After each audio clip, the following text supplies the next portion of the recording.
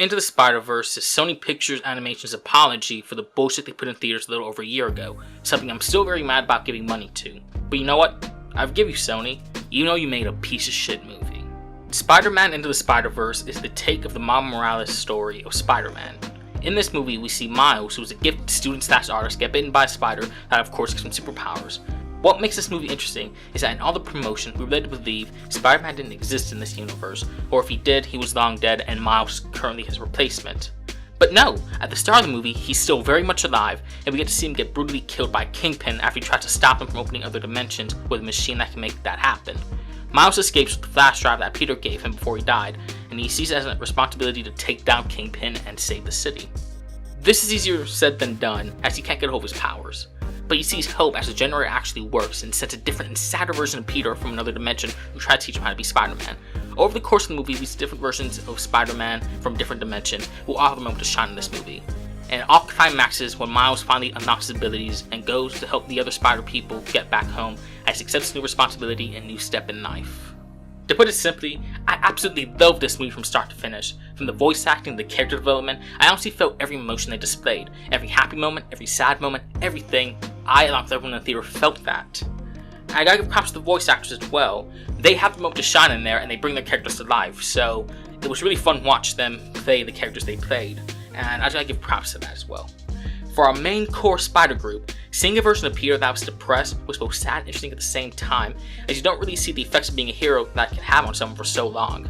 I felt bad, but at the same time, I had hope he can overcome his issues that presented and have another attempt of happiness when he gets back home. Gwen Stacy was one of the fun characters to watch the entire time. She has this don't give a fuck attitude you can really appreciate, and the moments where she's serious, she can really make you feel what she feels, especially for her reasons for not wanting to make friends, which is sad, but also makes sense at the same time. Finally, Miles Morales steals the show in this movie. You can totally feel the struggle he goes through trying to follow in the footsteps of a well-known superhero, and the problem he goes through trying to work with his powers. I, along with everyone else, can feel the struggle he takes on during this new challenge in life. And when he finally gets a hold of his powers and becomes Spider-Man, it's a huge accomplishment that makes everyone happy.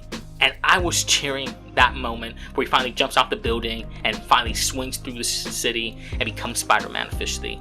That part got me goosebumps and made me so happy.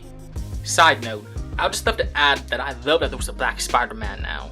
I appreciate that superhero movies are becoming more and more diverse with each release that happened, and for a superhero like Spider-Man, it shows that anyone can be behind the mask, no matter who you are.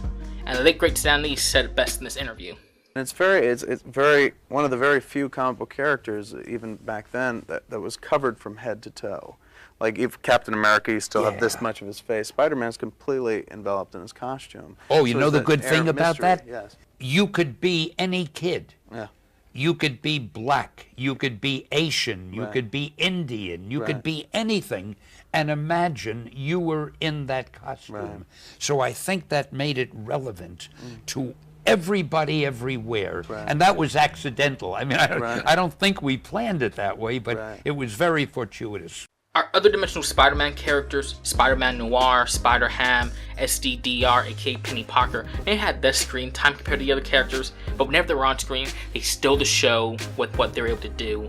And honestly, if they do sequels and spin-offs of these movies, which I'm pretty guaranteed they're doing, given how much praise it's getting, I can see these being the spin-offs. I can see there being a Spider-Man Noir movie, Spider-Ham movie, Penny Parker movie. I can see these movies happening, along with the sequel set in the current Miles Morales story.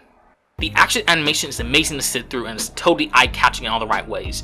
You totally feel this is straight from the comic book with all the techniques the animators use to bring this to the screen. The music is catchy as hell and will be an earworm for the rest of the day. I love the hip-hop influence they use for most of the soundtrack, and if you haven't already, the full album is on Spotify now, and I suggest you put it on there so you can have a banging workout mix. Also, if you're a big Spider-Man fan like me, you may have noticed some clever Easter eggs from the 60s Spider-Man to the Sam Raimi Spider-Man films that were presented here. And honestly, stuff like that shows you how much the people in charge of this movie really cares for the fans. And honestly, I can appreciate a studio who's willing to put in little notes to show how much they care for this franchise. So in the end, Into the Spider-Verse is a fun movie from start to finish, and it's entertaining enough that can make you rewatch it over and over again and not get tired of it. I'll go as far as saying that this is not only one of the best films of 2018, but one of the best Spider-Man movies of all time. It's nice to see fresh blood get introduced to the story, and it's also exciting to see new fans introduced in this. I'm proud to say that I plan on seeing this movie again soon, and I hope you do it too.